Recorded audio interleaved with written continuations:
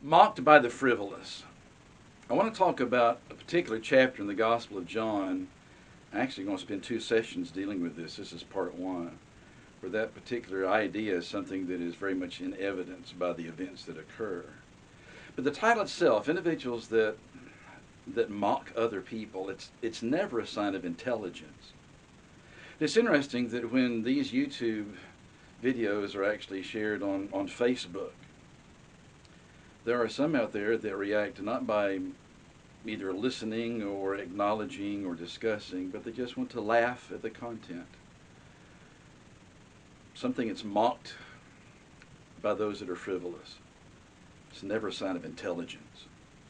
And while those individuals that do that need to be pitied, it is also hoped that sooner or later the intellectual capacity will grow where they can actually discuss things with which they disagree. Until that is the case, our society, our culture is bombarded with an epidemic of individuals lacking the intelligent capacity to discuss things with which they do not agree. So in John chapter 18, in the setting of Jesus, he's in the Garden of Gethsemane.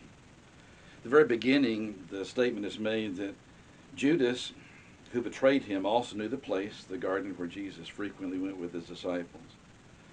Judas, having received a detachment of troops and officers from the chief priests and Pharisees, came there with lanterns, torches, and weapons. Jesus, therefore, knowing all things that would come upon him, went forward and said to them, "But whom are you seeking?" They answered him, "Jesus of Nazareth."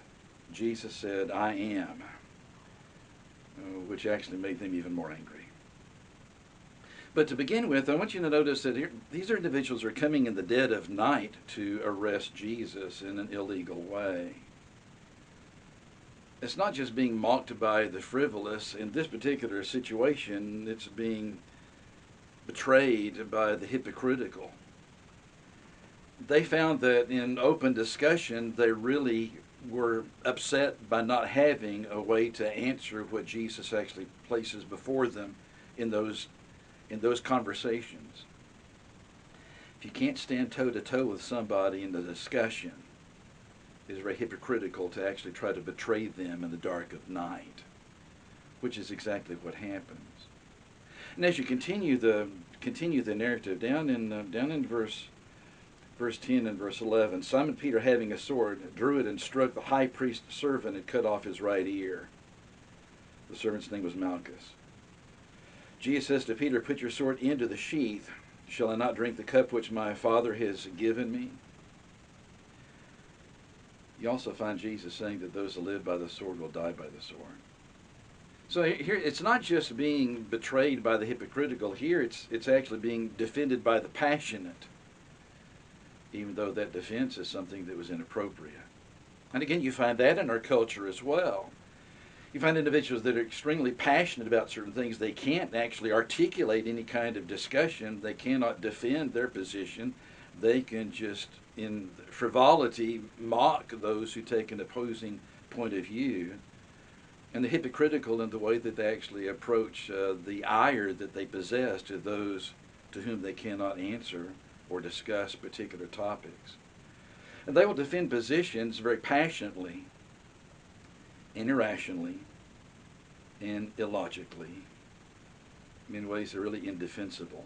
So what do? They lash out in violence. You've seen that around the country. The cities that burned, riots that continue, violence that is not abated at all, but seems to actually increase. Why is that the case? Somebody may be passionate about something, but very passionately wrong. Those kind of wrong actions cannot be justified unless they're justified by the unjustifiable themselves. So continuing on down in verse number 12 through 18, the detachment of troops and the captain of the officers of the Jews arrested Jesus. They bound him. They led him away to the high priests. There are two of them involved. The statement's made in verse 15. Simon Peter followed Jesus, and so did another disciple. And in fact, the other accounts of this event, Simon followed at a distance.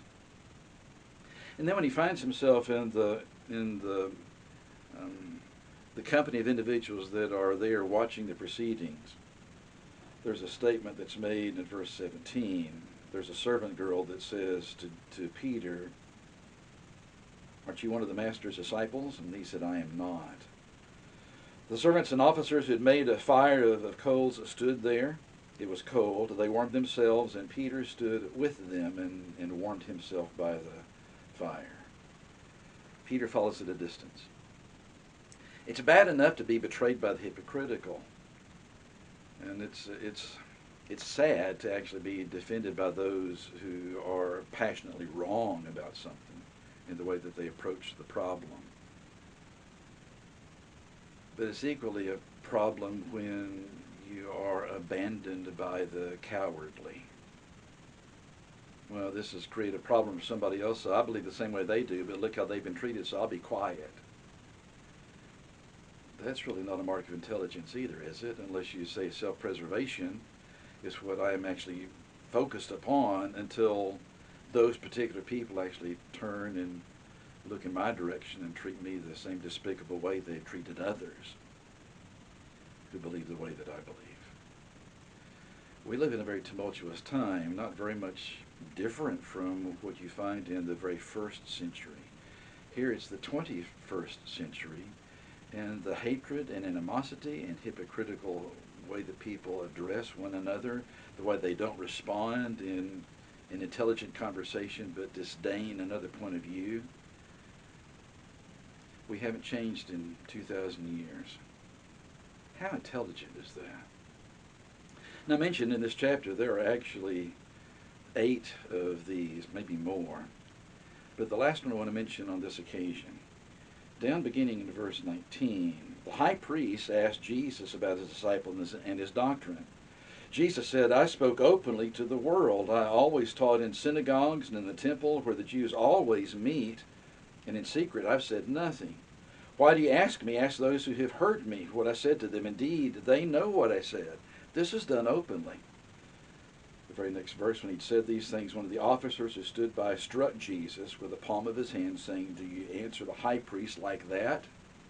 Jesus said, "If I have spoken evil, bear witness of the evil. But if I have spoken well, why do you strike me?" The fourth place, individuals who are hit, struck, smitten by those who are really unreasonable people, because Jesus has made a very valid point. I've said all of these things out in the open, and you come in the dead of night and arrest me and pull me into an illegal assembly. There's no justification for this kind of mockery of a trial. They're trying to find something to accuse Jesus. It hasn't worked in public discussion. Again, the parallels between those who have a disdain for Christianity in that first century and those that can do nothing but mock frivolously today, or be violent towards Christians because they cannot answer or defend their own position against Christianity. Again, those individuals, while they are to be pitied, you hope that someday that intelligence actually grows to a level where they can openly discuss principles that you find in the teachings of Jesus. Mocked by the frivolous, John chapter 18.